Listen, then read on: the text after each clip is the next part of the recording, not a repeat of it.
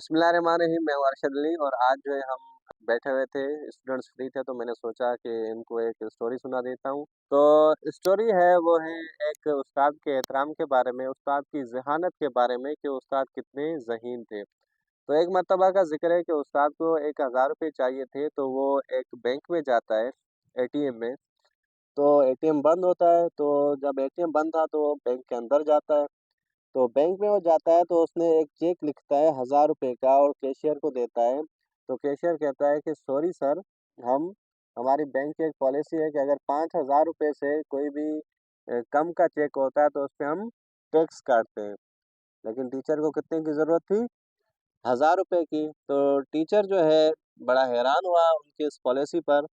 तो उसने चुपचाप वो चेक जो है अपनी जेब में रख लिया और जेब से दूसरा चेक निकाला और उस पे उसने 6000 रुपये लिखे। तो तब जाकर उसने दोबारा गया और उसने कैशियर को दिया चेक, बोला कि अब तो काबिल कबूल है। तो उसने कहा कि जी हाँ सर, अब मैं आपका जो है कर सकता हूँ। तो उसने अपनी कार्रवाई करके उस उस्ताद को उसने 6000 रुपये दे दिए।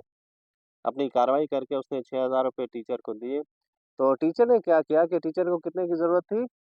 1000 रुपये की। तो टीचर ने 1000 रुपया अपनी जेब में रखा और 5000 रुपये उस कैशियर को दोबारा वापस किए और कहा कि ये सर मेरे अकाउंट में दोबारा जमा कर दें। तो जो कैशियर था उस्ताद की इस ज़हानत पर काफ़ी हैरान हुआ।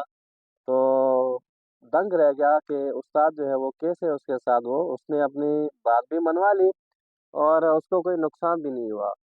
तो उस कैशियर को फिर आखिर में उस्ताद ने एक यादगार जुमला कहा कि बेटा, आप जिस स्कूल में पढ़े हैं मैं उसका प्रिंसिपल हूँ, तो इसलिए कहते हैं उस्ताद से कभी भी होशियारी नहीं करनी चाहिए।